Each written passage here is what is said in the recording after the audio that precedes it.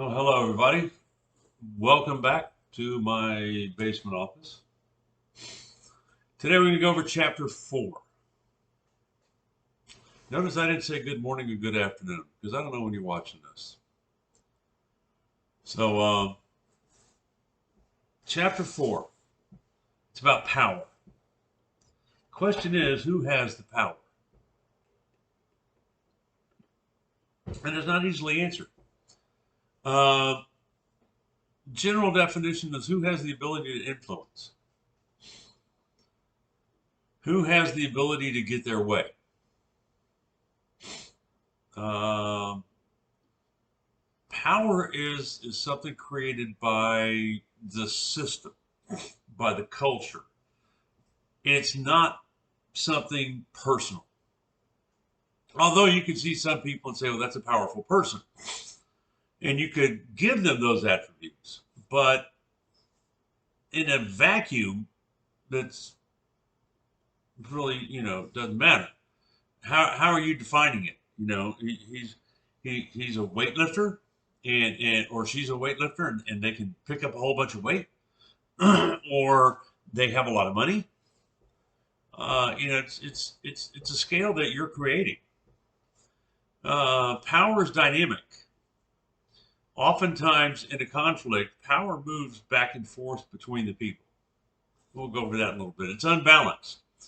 It's very seldom the two people have the same amount of power in a relationship. Even if one, in theory, they have the same amount of power, more often than not, one of them concedes to the other one and gives them or allows them to have more power. It's a social relationship. It's based on the people around you. So, how do we understand power? Well, it's a personal orientation. What is your perception? When you are in a conflict with somebody, how do you perceive the situation? You were driving down the road going too fast and the policeman pulled you over. You generally assume he has power or she has power. So that's their job, pull you over. That's your perception. Now you could, flee the scene and it could cause problems. Often people in power abuse their power. Most often in the headlines nowadays, you hear a lot about, nobody is above the law from different political things that are going on throughout, whether it's policemen or politicians or whatever. So some people have power they abuse. Some people use power for self-protection. I'm not going to allow you to hurt me. Or I'm going to allow you to make this decision so I don't have to. Because I don't want to feel bad about it. What we have to understand is what do we see as the situation and the power? And what do they see? Do they actually see that we have power that we're not admitting to? That's part of the dance, shall we say, that you go through trying to do this. And power can be positive, it can be negative, or it can be benign. It can be positive if you use it in a way to help everybody grow in the situation. It can be negative if you use it to destroy the situation. It can be benign as, man, I don't care. I mean, and honestly, there's some things you don't care about. Some things that people want to get into a conflict with you about, you really have no preference on. And that goes back to, is it really a conflict? Because a conflict says it's a conflict when you have opposing goals. So some people want to turn it into a conflict when you really don't want to. So how can we deal with this stuff? Well, one of the things is power denial. Either denying I have the power or denying that you have the power. Deny the communication. Deny the situation even exists.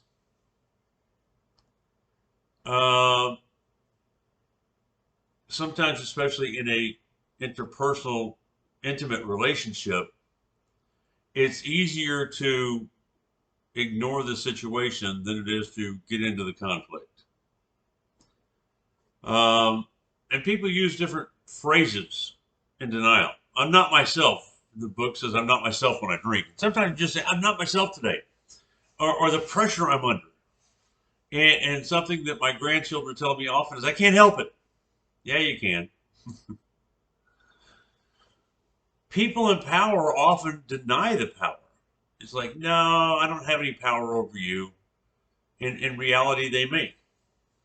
The relational theory of power is that power is given to the individual's concerned.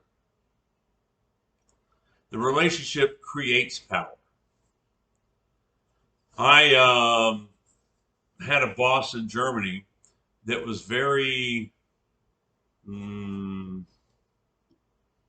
nitpicky, shall we say. And every second of the day, she wanted to know where I was at. I had a job to do. And so I grabbed my beeper and I went out to do my job. The beepers were things they had before cell phones.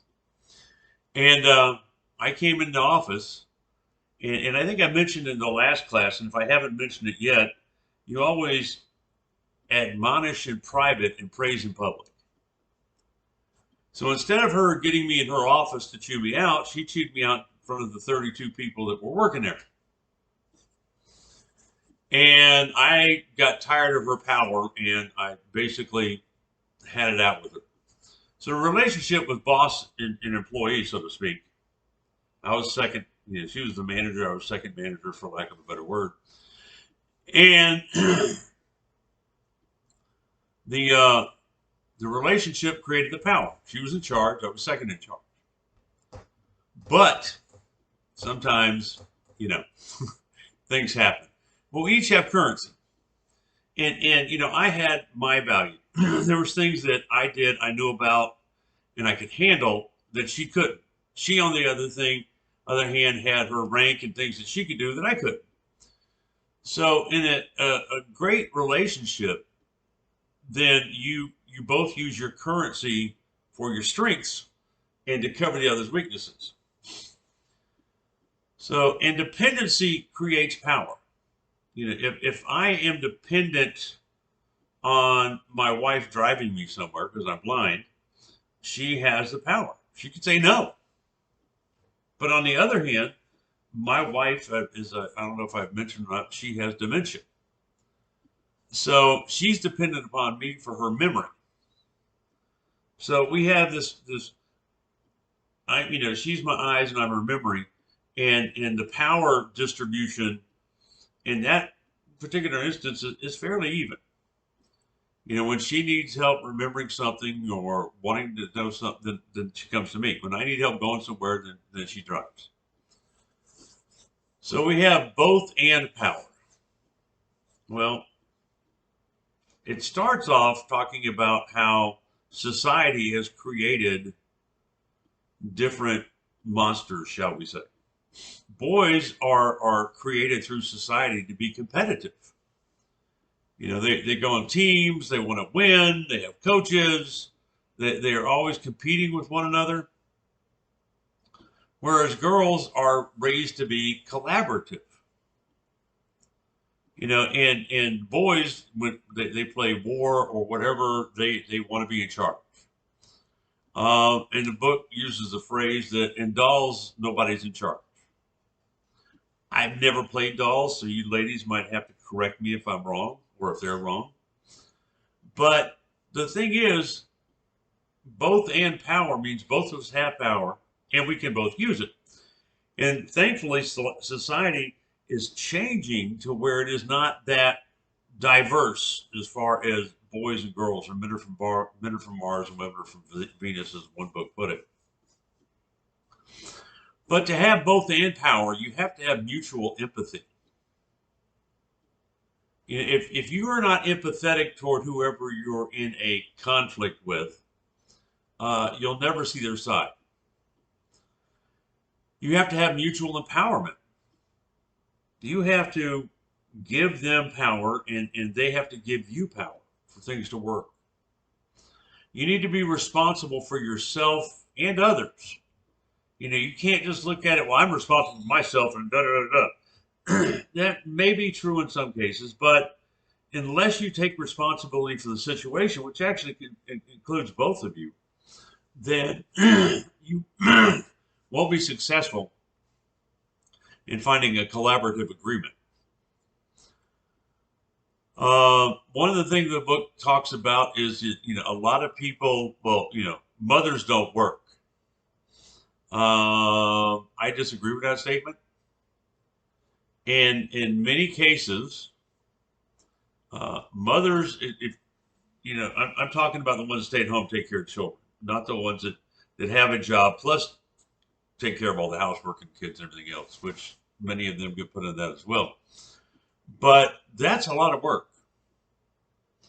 It is a whole lot of work, and I've always said that the hardest job in the military is the spouse. Because did things and went to strange places and ate weird food and had great camaraderie with my friends and did a whole bunch of other stuff. And she was at home worried about me and taking care of the kids and everything else. And that's a lot of work to maintain a house and the kids and the clothes and the meals. And it's a lot of work. And the book has a comparison between Lynn and Danielle.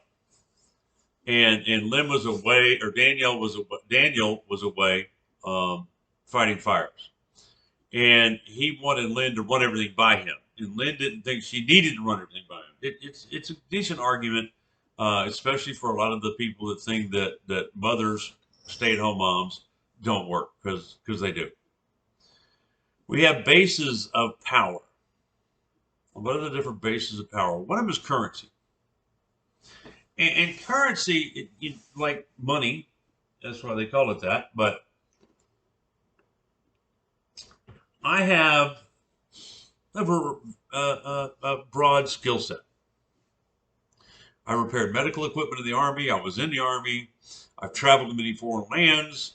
I speak some of about 4 languages. I'm not fluent in any of them, including American or English. But and I have a PhD in communication. So I've got a lot of currency. But the thing about my currency is that, for example, recently I applied for a job as a veteran service officer. I would help veterans get their claims. I'm educated. I have a background in the military, a background in veterans. I have a background helping disabled people. But they gave somebody else a job because he had experience in that particular area. Now, they interviewed me, and they were real pleased with me, but I didn't have the currency, shall we say, for that job. And granted, applying for a job is not like conflict resolution, but you have to think about, what is currency? Mentioned earlier, my wife can drive, I can't. That and the conflict comes up, I want to go somewhere and she don't, then I have to convince her that, my currency in other areas is going to make up for it. And dependence creates power. When we're dependent on one another, then power is created. Even if in many cases you're both semi-equal, shall we say, in a relationship. So having, the power,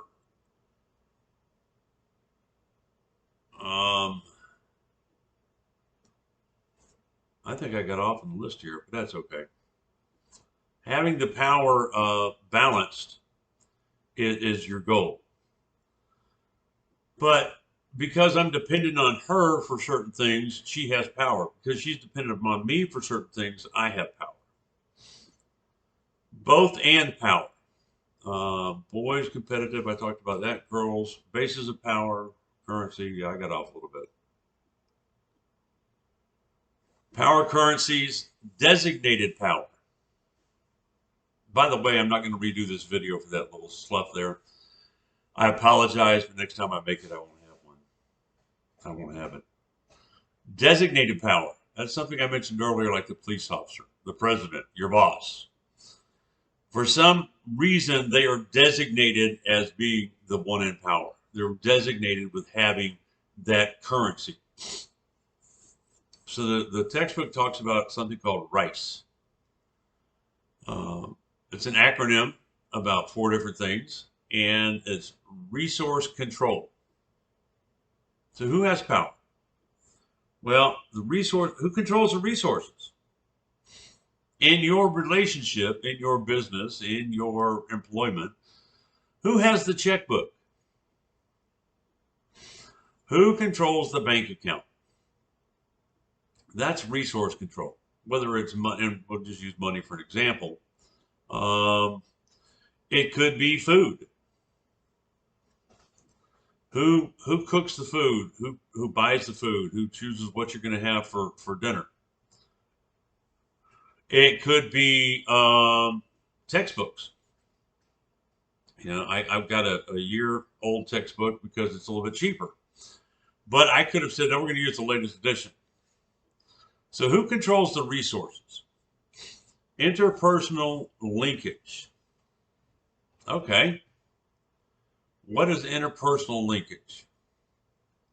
Well, in any organization, in any conflict, in anything, a lot of stuff has to do with who you know. So presume you're working for a business, and the business is looking a nonprofit, and the nonprofit is looking for some support from the community. Well, if you have interpersonal linkage with different business owners because of whatever organization you're part of, that can be designated power because you have the resources that they need. Kind of like resource control, but it's interpersonal linkage. Who can you connect to? Communication skills. Can you speak properly? You know, if you can't understand somebody, that same boss I was telling you about earlier, I had an incident with her and a German construction worker. And he was saying, "Nicht verstehen. I don't understand." And she got all hot and bothered because he didn't understand me because I'm a woman. And stormed off, you know. And as she was storming off, I asked him in German, and he answered me in German. The thing is he could not communicate with her because he didn't know how to speak English. So the communication skills was the problem there. Have you tried to speak with somebody that is deaf and not know sign language? You know, what are your skill sets? Enlightened conversation. And once again, to me, that sounds like communication skills. So interpersonal linkage to me is like resource control. If you have the resources for other places, and enlightened conversation is you know, what is conversation? Is communication. But you need to be positive, and you need to be a good conversationalist. Have you been in a situation where the first thing somebody said was negative and angry? It doesn't make you want to cooperate with it. It doesn't make you want to listen. So the next thing is to listen. And you cannot resolve a conflict unless you listen. Unfortunately, more often than not, when we're in a conflict, instead of listening to what the other person has to say, we are planning on our next move. Kind of like a chess game, you know. You are figuring out what you're going to say. You're figuring out how to justify what you just did. And so what we need to do is stop that pre-planning and listen. You need to reflect feelings. How is this conversation making you feel? How is the conversation? How is your part of the conversation making them feel? You need to clarify what you're saying. You know, a lot of times, my wife and I have been married 40 years. We've had some doozy arguments or conflicts, interpersonal conflicts. But once I figured out what she was saying, I realized that she was right most of the time. But instead of hearing what she was saying and understanding what she was saying, because she was mad about something else, I was lost. So until it got clarified, until I understood what the problem was, I couldn't see how I was at fault. I think I used this in the last video. You know what you did? No, I don't. Question what's going on. You know, look, when you're telling me something, question what do you mean that we don't have so and so? Well, I went to look for so and so. We don't have so. Yeah, we do. It's over here. But the problem is, you know, don't give your opinion, especially when it's an emotional problem. And I hate being generalizing things by male and female, but most guys just want to give you an opinion to fix the problem. Most young ladies don't want you to fix the damn problem. They want you to listen.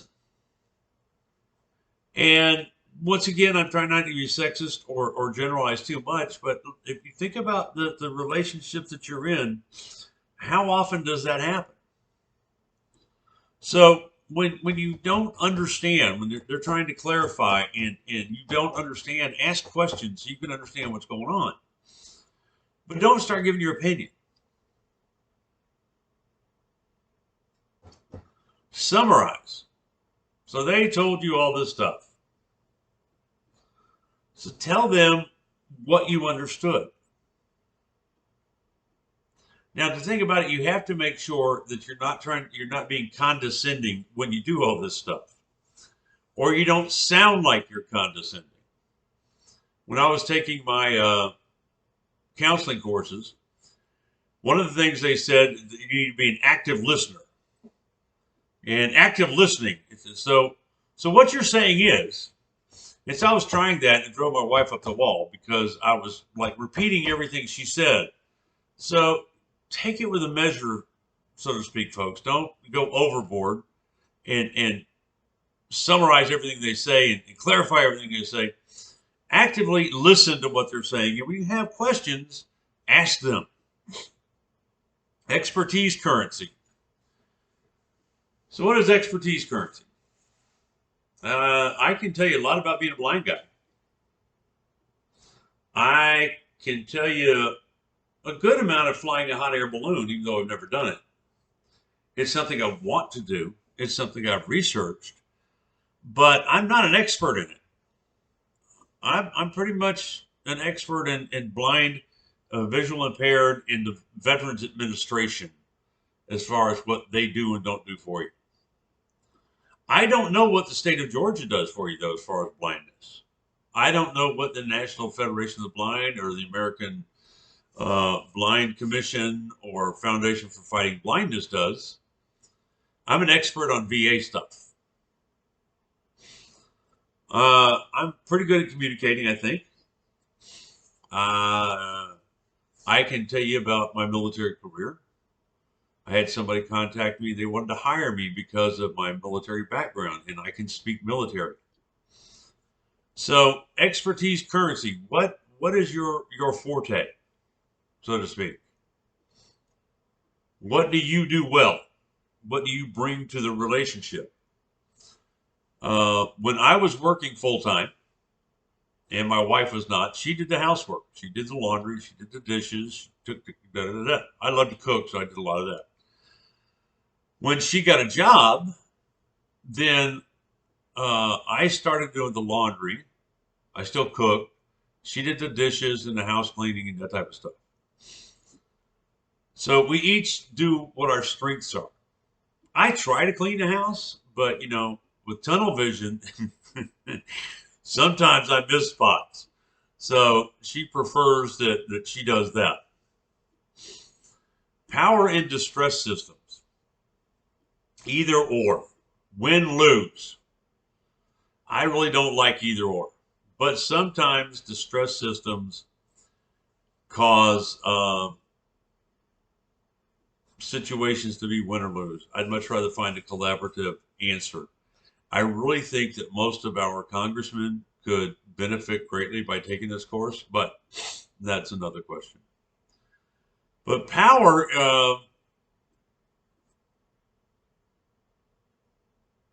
if you focus on power and make it either or, then if power is most important in the conflict, who has the power, then you're not going to have an equitable resolution if you have one at all. If you focused on the interests, what do you want to get out of this? What do I want to get out of this? Okay, if this is what you want, this is what I want, they seem far apart right now. But let's break it down. And a lot of times we can both get what we want. I want a new boat. My wife doesn't. We're not going to get a boat. But, we both like to fish. So, well, get some new fish and stuff, but maybe not a boat. And why aren't we getting a boat? Because she does not like pulling a trailer. And since she's the only one who drives, I had to consent some, and she had to consent some. So we go fishing a little bit more, and we don't have a boat, but occasionally we go rent a boat. So what are your interests? Assess your relational power. More often than not, each person in the relationship believes that they have less power, or they have low power in a relationship. And because of that, it goes into what we were talking about last chapter, I believe it was chapter 3, maybe in chapter 2, about escalating. The spiral of escalation. It's getting, one-upsmanship. Well, you do that, yeah, watch me do this.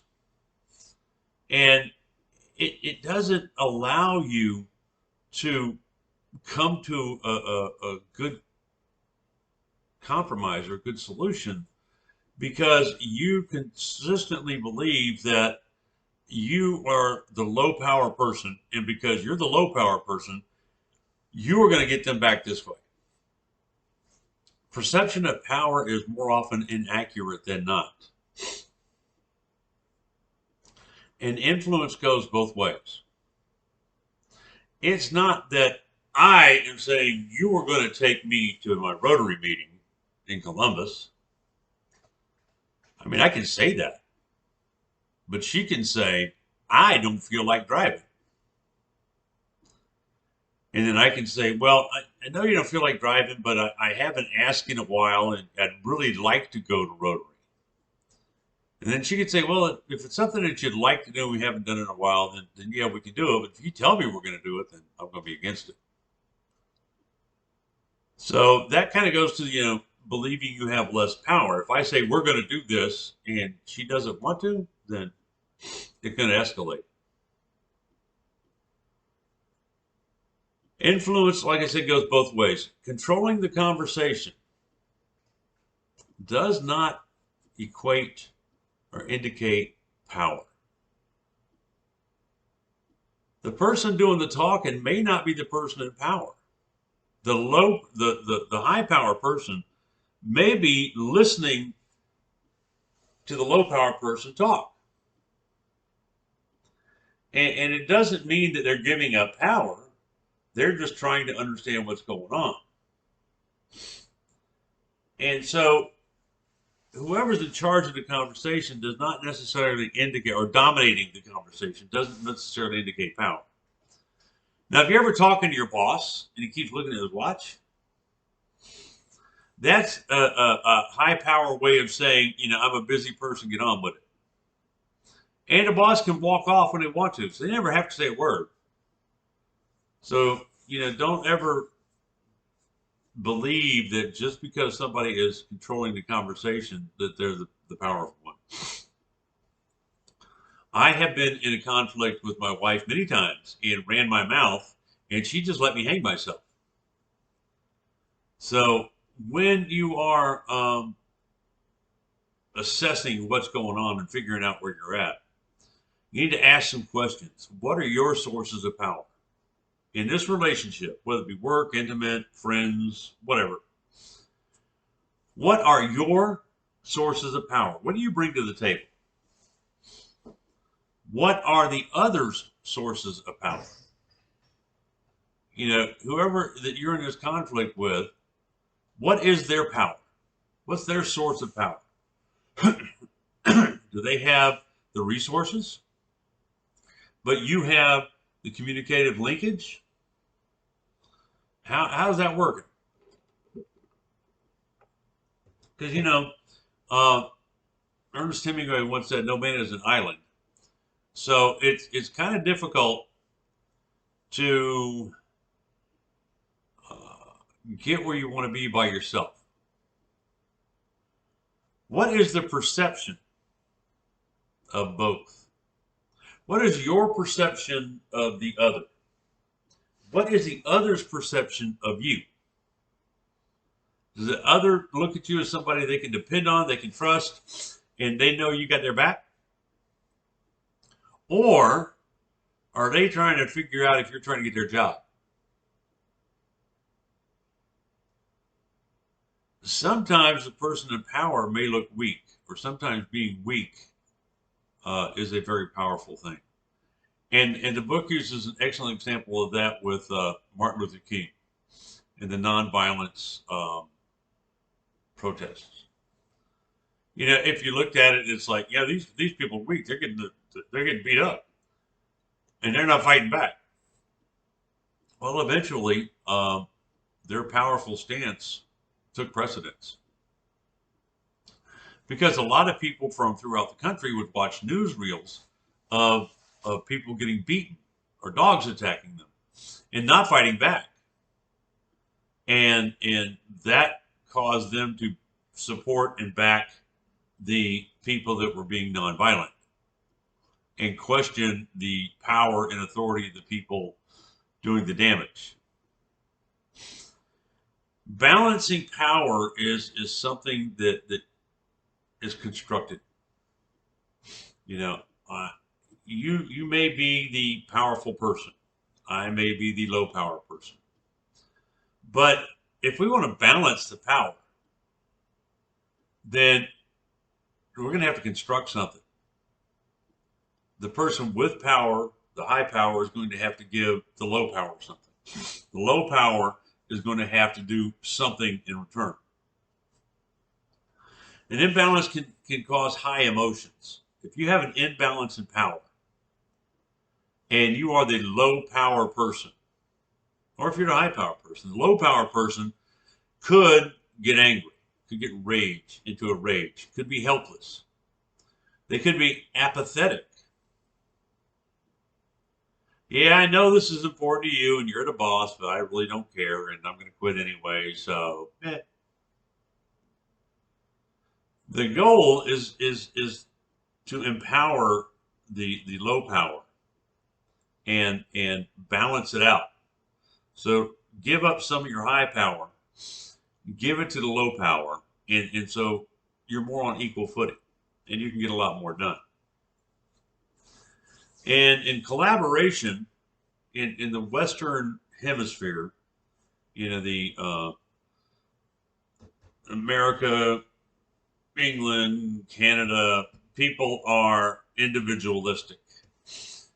And I hate generalities, but that's the best way to describe it. So it's about me.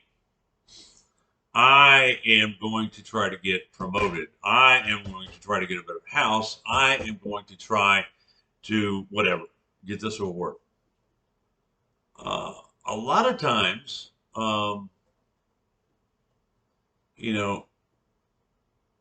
when you do that and you have people strive for high power.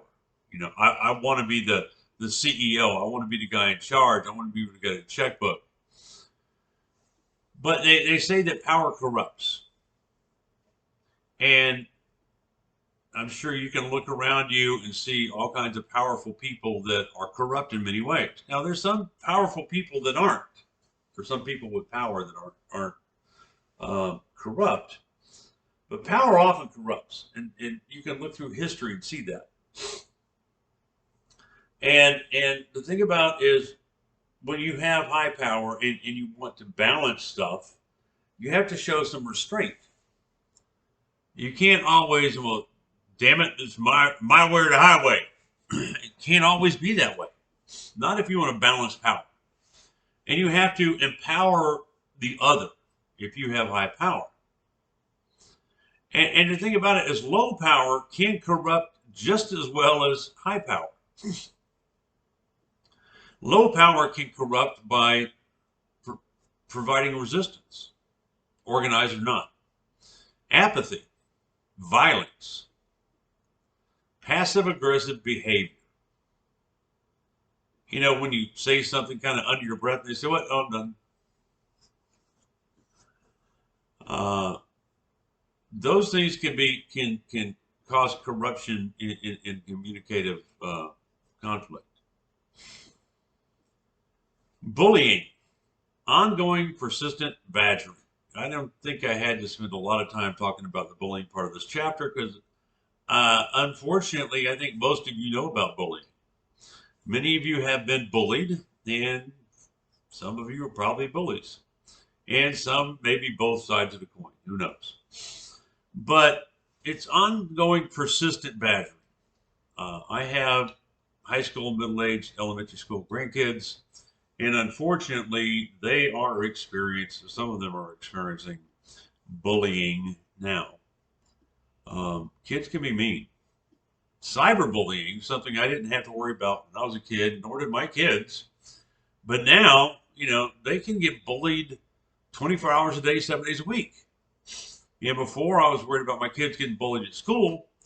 And now, because of social network and everything else, somebody can be bullied 24/7.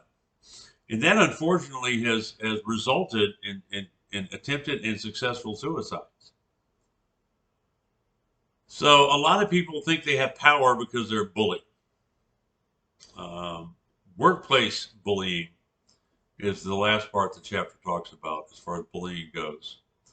And to me, it's worse in school because most children, for lack of a better term, are insecure in many ways. Unfortunately, there are some adults that are insecure, and you have workplace bullies that try to push them around. So, low power strategies. Focus on interdependence. I'm low power, you're high power, but this is the project we have to do. We need one another to make this happen.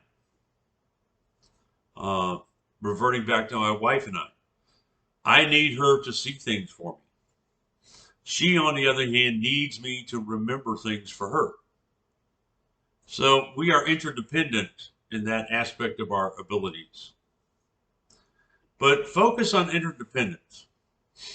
Have a calm persistence. What does that mean? Calm persistence. If you walk in there raising holy hell, you're probably not going to get anywhere. If any of you ever worked in customer service, you know exactly what I'm talking about. If somebody calls you up screaming and yelling and things like that, you're not willing to compromise or work with them or anything else. But if you stay calm and you persist on something, then it's not like nagging day in and day out, but remind them. I'm trying to work with somebody and I've sent them an email. And then a week later, I'll send another email. And I'm polite, I'm courteous, because I need something from this person. But I'm going to be persistent about it. Stay actively engaged. Speak up. If something is bothering you and you are in an interpersonal relationship, speak up. Let them know what it is. Be clear about it. Stay emotionally connected to the person. A lot of times, interpersonal relationships, especially intimate relationships, dissolve because one person feels like they have low power and they aren't staying emotionally connected to their partner. State your differences. This is my problem. And how do you see it? You know, this is what I feel the problem is, but I have my own perspective. What do you see the problem as? So state the differences and allow the others to as well. Low power should validate the other. And it sounds kind of unnatural. They're in charge and I'm supposed to validate it. Yeah, validate them. Let them know that they hold the purse strings. Let them know that, you know, like when, I really want to go to Rotary. I know we drove into town every day this week, but it's something I'd like to do today. And I appreciate what you do for me. So, I am validating that person. Use I. I would like to go to Rotary. Ask what the other needs. Well, I really want this to happen, but how can we make it benefit you as well? What do you need to get from this? Make sure that it's mutually beneficial. Well, I'd like to go to Rotary, and since we're going to be in Columbus, and you really want some new curtains or new whatever, we can go by the store and get it. Or I know that you want those under the counter lights in the kitchen, and while we're in town, we can go by Home Depot and I can pick up those lights and I can install them. So it's mutual.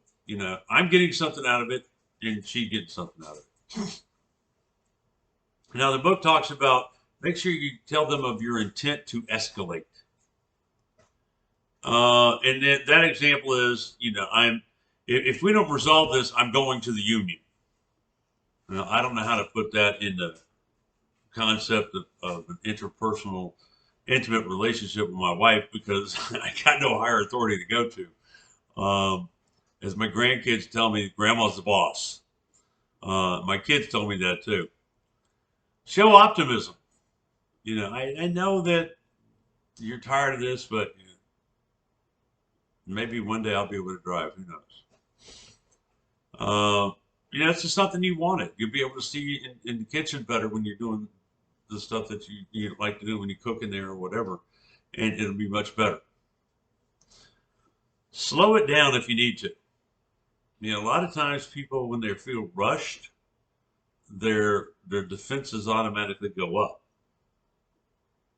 And if you're saying something, doing something that causes their defenses to go up, then you're less likely to come to an appropriate or resolution that's good for both of you. So slow it down a little bit. Show your concern for the relationship, whether it be interpersonal or intimate or work or whatever the case may be. I really like working here, and I'd love to continue to work here because I think that it's a great place and we have good people and da da da. Use a metaphor if need be. A lot of times people don't understand what you're trying to say unless you use a metaphor. I'm swimming upstream here. I need some help. You're giving me too much work to do. We got 20 people on this team, and I'm carrying the bulk of the load. You can tell that all day long, but sometimes metaphor makes it easier for them to understand. And the last thing it talks about is affirm them affirmation and then ask. If you walk in and say, I want this, okay. But that's part of the conversation, the communication thing here is well, I realize that you've been working hard and da da da da, but I'd really like to. I was saying earlier with driving. I know you've driven in town every day this week, and you hate driving, but yeah, I appreciate you drive me everywhere, and I'd really like to. So have some affirmation and describe it from your perspective, because like we said in earlier episodes of this book, people can't read minds. And no matter what I do,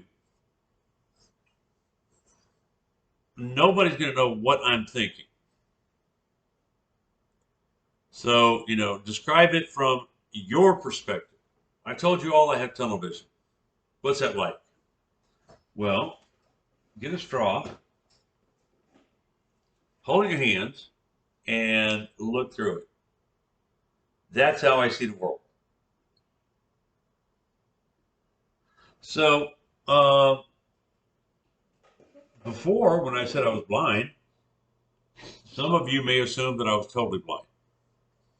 And to me, that's what blindness was. To me, when the doctor said you're blind, I said, I can't be blind, I can see. Because to me, blindness was darkness. So I'm legally blind. But that's my perspective. It's like looking through a straw. That's how I see things. Well, why did you miss this? Sorry, it was in my blind spot. What do you mean it was in your blind spot? Here, look through the straw. Now, what do you see? Okay. If you describe it from your perspective and ask them to describe it from theirs, a lot of times you're seeing the same thing completely differently.